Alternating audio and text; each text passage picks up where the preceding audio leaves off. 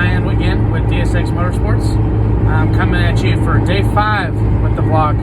I don't think I'm going to keep doing that all the time, but it's kind of fun, right? We're on the 5th day. I don't know if I've ever filmed anything 5 days in a row, so this is pretty fun. But, so yeah, driving right now.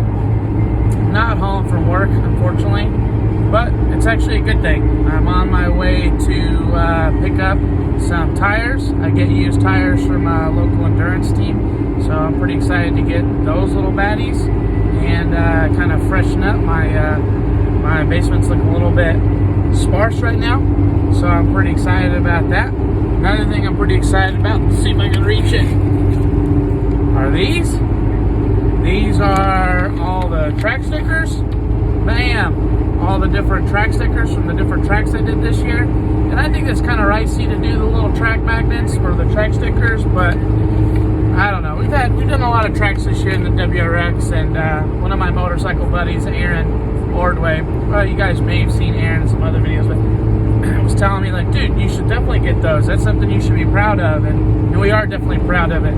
So I saw that my buddy Mark Legg posted up a little discount code, so I got those little bad chickens on sale, and there's 11 tracks that we did this year, so that's fun. Put that on the WRX next year.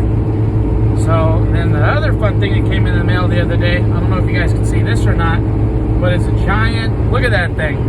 It's basically half advertisement for vendors, other half like schedules, layouts, and all the stuff for PRI. I know that SEMA's going on right now, and I'm not there, and it's kind of sad, but I am excited about going to PRI in December.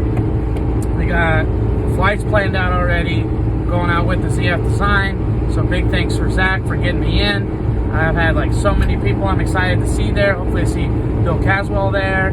Hopefully I see Savannah Little and Kevin Barlett there. And then a bunch of my other kind of friends that I've kind of befriended lately with the through the track stuff this year. So I'm definitely excited about that. So yeah, super pumped about PRI. That's definitely a trip that I'm looking forward to, and it's going to be a blast. So that's pretty cool to get that thing.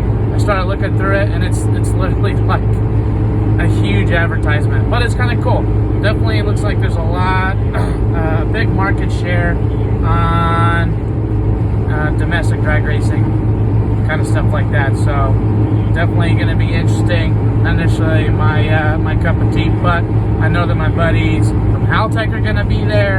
I know that some people that I met in Australia from Plasma Man are going to be there. Obviously, some of the Haltech guys from Australia are going to be there, so not just my friends from Kentucky. So they're going to be there. I mean, it's pretty cool. Meet those companies. TurboSmart's going to be there. Meet those guys that we saw and did those tours on, and then actually get to see them again on our side of the globe, probably 9,000 miles away from where they're from. So that's pretty cool. They'll be packing all their stuff up, all their displays up. Probably, well, they're in SEMA, most of those guys, so they'll just send them straight over from SEMA. So that's pretty cool. But yeah, so driving on the road on the E470, the old toll road here in Colorado, which is nice. I'm just now passing the kind of the airport exits, but it's like 70 miles away from work, the place where I pick up my tires. So just trying to head south down there to get those things. Super excited about some stickies.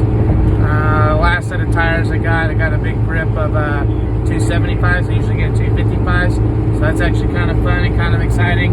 I've been running this whole season on 255s, so that'll be kind of fun. Squeeze some 275s on there, which kind of actually brings me to my next topic. One of the things I've been wanting to talk about, something I've been thinking about, obviously, like everybody is right now in the off season, is the direction with the WRX for 2020. I know I've talked with the Flatirons guys, John and Scotty and Viet, kind of about the direction that the car is going to take and myself's going to take for 2020. Definitely talked to Zach, ZF Design, and Brian, and David Caruso at Caruso Motorsports, and all those guys, kind of getting them ready for the madness that's going to be this winter prep. But hopefully we can get a big chunk of it done. But I have two major priorities to get done before COTA, and then one, I mean, they're all major, right? So the two major priorities I want to get are a dry sump system figured out. I'm excited. RCM is talking about updating their current system right now, which I may or may not be able to run that. I don't know when it'll come out, but so we might be running their current stage 3 with the Peterson tank. Me and John John Cooley at Flatirons talked about how we want to set up or kind of build out like a kit that you use to, like, basically you buy, you know, an RCM kit, and then you get a hose kit and a reservoir and all that stuff. Is like basically the hoses and the reservoir are built out of Peterson. I know that they want to put it on their hill climb car, and obviously I want to put it on my car. But basically, part of that motivation for Flatirons, about getting these RCM kits out there, is kind of they want to kind of teach people, or at least see what living with the dry sump is like. I mean, fortunately for me, I'm mostly going to be doing track racing, but I mean, there's the whole priming aspect of it. The RCM kits are bottom mount, so I think the bottom mount's going to be way easier to live with and way easier to prime than the top mount setups. The other kind of crazy thing that I've not really thought about personally, but I've seen other guys do like land speed stuff with them.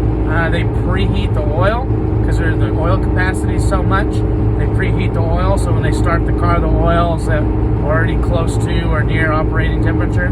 So that's kind of crazy. It's something to think about. But yeah, so first priority before COTA for sure is a dry sump, and then the second priority before COTA for sure is the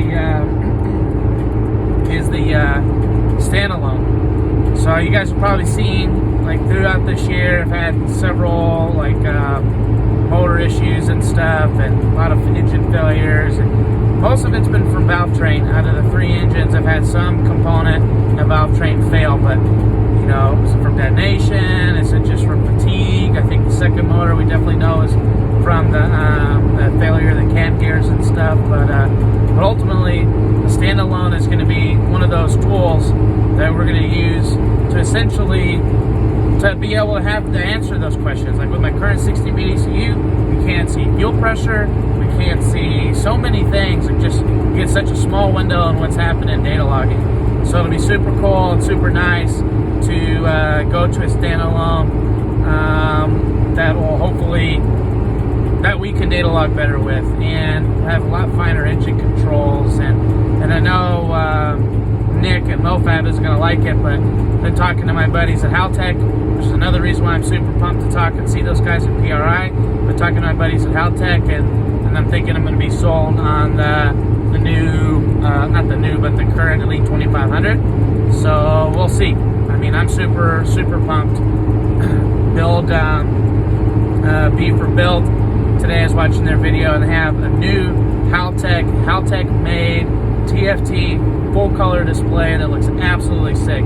So maybe I can, maybe it'll be out in time, like for official release, when I actually go to make my my purchase for the standalone. But yeah, so the standalone is basically to kind of help that longevity, give us a lot more control, be able to go to drive-by-wire, be able to go to ABCS, be able to run the rear cam sensors, like all that stuff to help with that finite control. So excited about that, and it is mostly for an engine reliability standpoint. I don't look at gauges. I don't have really any gauges, just whatever is the heads up on the cob. So this will basically, if we get a heads up display, be able to program it.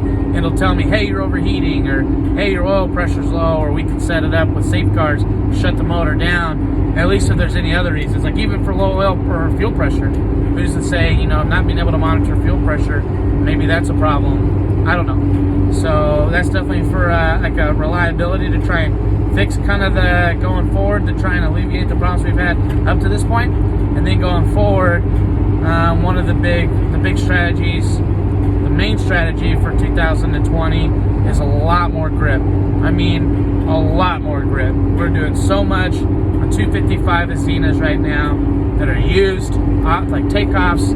I'm excited to actually go to a much grippier tire. So now we're talking about the 275s and stuff, but those might be kind of like my experimental tire. But ultimately, I think we're going to go to, the plan is to go to like 315s or something in that equivalent. So to go from 255 street tires to 200 treadwear tires to a 215 or a 315, it's like say like a Hoosier A7, it's going to be huge. That's going to be a huge jump in grip. So that's where the dry sump comes in. We haven't really had much oiling issues at the grip level we've had this year. I think a big part of that's been helpful is the street tires that kind of help keep that grip level down. We usually don't see much over 1.4, 1.5 Gs. So I do think that that'll help quite a bit. But yeah, that's helping anyway from our failures this year. But definitely a dry sump next year is going to be, critical. So I don't want to spend money in the motors like we've been getting. We've got a new motor that's being built right now, and I'm not doing it because I want to kind of mitigate that the problem. So yeah, I've got a motor being built right now. I already have the heads. So if we decide to go with larger head studs, which I doubt we will, I'm not really a believer in the big head stud thing. I think it's kind of a gimmick. But either way, you can get whatever I need done for the heads. We start speccing out cams. I think I'm going to go kind of conservative on the lift and the cams, and we're just going to shoot for 500 wheel. So either way, I don't want, motors are expensive, as you guys know, especially for Subarus, and that's been a super trying year this year with the Subaru motors. I think we spent over 20 grand this year in motors, and the car doesn't run currently. So that's a lot of money. But that being said, those two things I'm hoping will not only keep the new motor, the next motor, or the next series of motors more reliable and longer lasting, but also be able to like get concrete, like why it happened, what's happened, and then safeguards to keep it, maybe prevent stuff from happening too, especially with that big increase in grip. So that's really all the time I got tonight. I don't want to talk your all's ears off. So I'll see you tomorrow, and hopefully next week. Well, next week I'm going to be off, so that means I'm not going to be doing this. So that's kind of the plan. Just as a reminder, like I'm going to do this on my nights the nights or days that I'm working, so that I'm always putting out content. But on my next days off, we're going to be going to Buttonwillow with Nick. I see a lot of our friends out there too, and so there's definitely going to be content rolling. Let me catch up on my Australian stuff, and then and start putting some more of that stuff out. So thanks for stopping by, thanks for checking in. Make sure you hit that subscribe button, make sure you ring that little taco bell, and so that you get alerts, and stick with us, and definitely see you tomorrow. Thanks.